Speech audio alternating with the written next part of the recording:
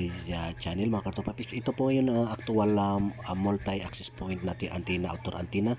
Ito po i-connect po natin ngayon actual yung pangalawa nating customer na 1 kilometer po yung distance.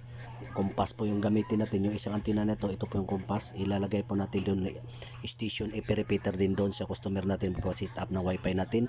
1 kilometer po yung distance, kaya puntahan na po natin mga katropa pips. Actual po ito. Okay, alis na po tayo.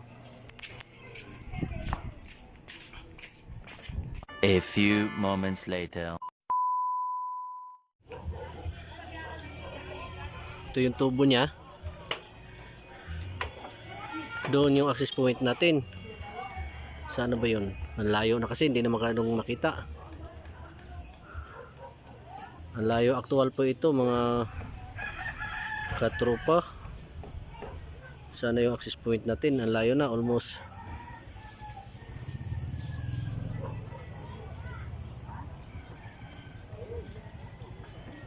Ayun.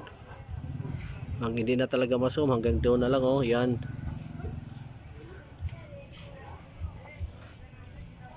Ayun mga katropa pips. Yan pala yun, yung antenna natin, yung transmitter natin, oh. Yun po yung access point natin. Ang layo na, di na ganong makita. Kaya dito to sa station natin. Yung kanina, yun yung pag set up natin doon sa access point natin. Ito naman dito sa antenna na, dito sa station natin or sa receiver or dito sa bahay ng customer natin, nilalagyan natin siya ng station or IP repeater para mag-broadcast ulit dito ng wifi. Ulitin ko mga katropa, doon po yun, oh. Yun po yung access point natin. Yun, oh. Ang layo na, halos di na makita. Kaya dito natin ngayon i-connect sa station, dito sa customer natin. Ito po yung bahay na po ng, ito po yung bubong ng customer natin. Ito po yung tubo niya. Yan, ilalagay natin ito ditong antenna. Dito natin isi-set up ngayon yung station as IP repeater siya. Nagre-receive siya doon ng access point papunta dito sa station or IP repeater. At the same time magbo-broadcast ito ng wifi. Piso wifi boot share po yung tinatransmit natin dito. Lahat na po mga kapitbahay dito, makita nyo yan, magkaroon sila ng wifi access sa piso wifi natin. Na-extend na po natin dito sa area na to. Almost 1 kilometer po ang layo nito. Kaya dito natin in-extend yung piso wifi natin. Yung customer na papalagay sa atin ng wifi, papakabit siya ng antenna. Ito po yung ilalagay natin mga katropa, compass as station IP repeater siya, secondary IP repeater. Magre-receive siya, ilalagay natin ganito, nanggagaling doon sa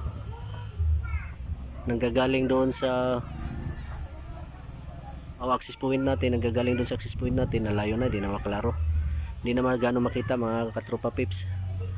Ngayon dito, ito na po yung ikakabit natin as station IP repeater.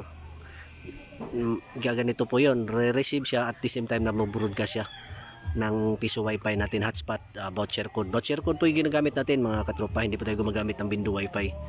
Tapos dito lahat ng mga kapitbahay nila makaka-receive na sila ng wifi hotspot natin, makakonect na sila.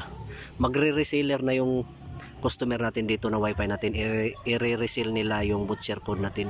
Kaya na-expand na po yun. Ito na po yung paraan na kung paano ko in-expand yung piso wifi ko.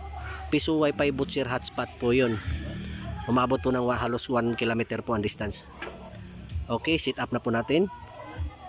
Kabit muna natin yung antenna dito sa tubo. O ito na mga katropa, na ilagay na natin yung antenna natin, nakaharap na doon sa access point natin. Ito na po yung access station natin dito doon. Nakaharap na doon sa, sana ba yun yung access point natin? Ayun. Yun po yung hindi na ganun makita yung access point natin dahil sa layo. Ngayon, ito na po yun. Sa layo na po. Sa layo na masyado.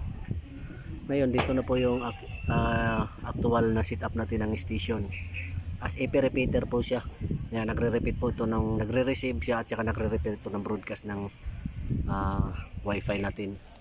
I-check natin sa mobile phone kung lalabas pa talaga yung login page. Okay, try natin mga katropa. Scan natin yung wifi. Kaya pang number 7 po ito, kung papansinin niyo, connected na po tayo. Ito na po yung number 7, ito na po yung antenna na to, number 7. Dito naman sa mobile phone natin, pag scan natin, ito na po yung number 7, connected na po tayo. Tingnan natin kung lumabas ba yung sign in. Ayun po, sign in, tap tayo ng sign in. Ayun, lumabas na po yung login page, meaning successful po tayo sa setup natin mga katropa. Maglalagin na lang tayo dito ng code. Pero hindi na tayo maglalagin kasi nandito tayo sa bubong, hindi rin naman makita yung video kasi masilaw. Pero at least lumabas po yung login page, meaning successful po tayo nung nakapag-connect na yung antenna natin na IP repeater. Successful po tayo nakapag-connect doon sa access point natin. Ayun po, dito pala, ang layo, hindi na ganun makita. Yan po, yun po yun yung access point natin, access point po natin silit up. Doon tayo nakakonect. Almost 1 kilometer na po ito, hindi na po ganong makita. Ayan. Okay, dito po yung isang station natin, receiver. Okay, sana nasundan nyo maser yung video natin at saka actual talaga natin pinakita sa pag-setup.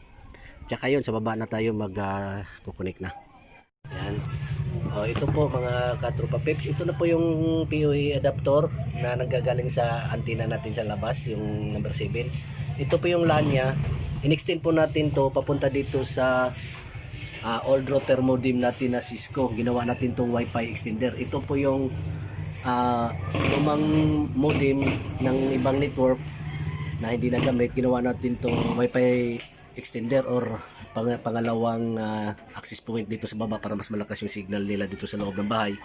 At the same time, stable na po yung signal dito sa baba. Yung sa taas naman, yung number 7, para po sa mga bahay at saka malalayo. Kaya ito, makita nyo mga katropa pips, naka-connected po ito. Yung LAN nya papunta dito sa, ulitin natin, sa adapter na antenna. Yan po. Kaya stable po yung connection natin dito sa loob ng bahay dahil meron po tayong Wi-Fi extender. Sa number 8 po tayo, ito po yung number 8 access point SSID nya. Number 8 po to, unlimited. Noon sa taas yung nakita nyo kanina, number 7 po yun. Ito po yung number 8 unlimited access point naman natin. Wi-Fi extender para dito sa baba. Kaya sa number 8 tayo kukonect para test natin kung ano yung speed ng internet natin connection. Na naggagaling din po ito, kung kuha po ito na signal doon po sa antenna. Okay. Try na natin. Ito po yung connection natin dito, number 7 or number 8. Number 8 access point na po ito, station. Number 8 station na po ito, IP repeater. Connected tayo, number 8. Yan, marami, kung napansin yung mga katropa pips, marami na po tayong unlimited, number 1, number 7, number 2, malalayo na po yun.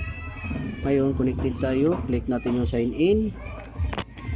Login tayo ng 1 hour code para makita talaga natin kung gaano kabilis yung internet speed natin dito sa customer natin na nagpapalagay ng Wi-Fi hotspot. Login natin.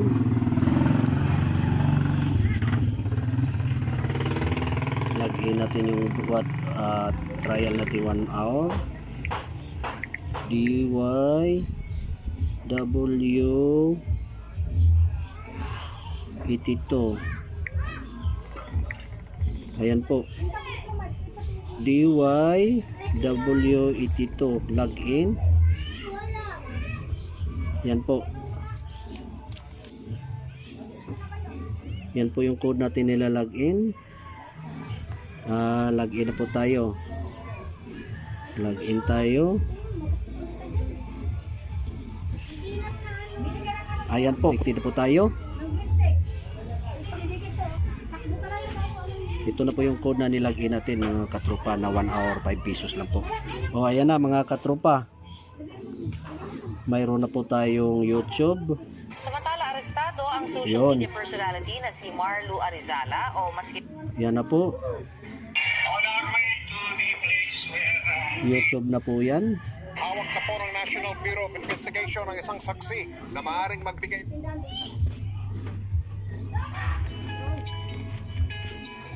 Dito pa na, ano? Doon sa bilan ng ano? Kaya yan po.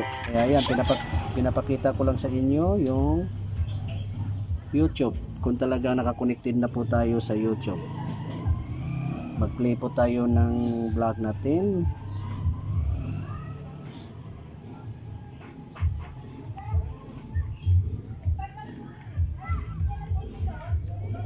Ito po. Ito, kukunik natin dito sa nano station natin. Mayroon na pong SSI dito. Hindi na po ito natin babaguhin Yan. kasi ito nasa sa inyo na po kung ano po ilalagay. Yan. Live po yan mga katropa. Kaya maganda po signal natin dito. Kahit malayo na po tayo. Yan. Nakita nyo mga katropa pips. Yan na po yung live actual YouTube natin. Yan po yung antenna natin as station IP repeater dito sa customer natin. Okay. Sana nasundan yung video natin. Tapos dito yung testing natin ng tuwal natin na connection na nagagaling sa antenna natin na station as IP repeater pong ginawa. Tapos pansinin nyo naman kung gaano kalayo yung doon po, ang layo na po yung hindi na natin makita kung saan yung banda yung antenna natin. Doon pa sa malayo, malaanan pa po doon. Ay, malayo na po kung saan na po nagagaling yung access point natin. Kaya okay, ito na po yon. Kaya yan po. Ayan. Talagang solid po yung internet connection natin mga katropa pips. Sa sinit up natin dito sa customer as station IP repeater po nanggagaling sa access point po natin. Actual po talaga itong setup. Ito po ang una sa customer natin na nakapagkabit na tayo ng Wi-Fi hotspot station. As IP repeater po, ulitin ko po, yan na po yung antenna natin na connect mga katropa pips as IP repeater station.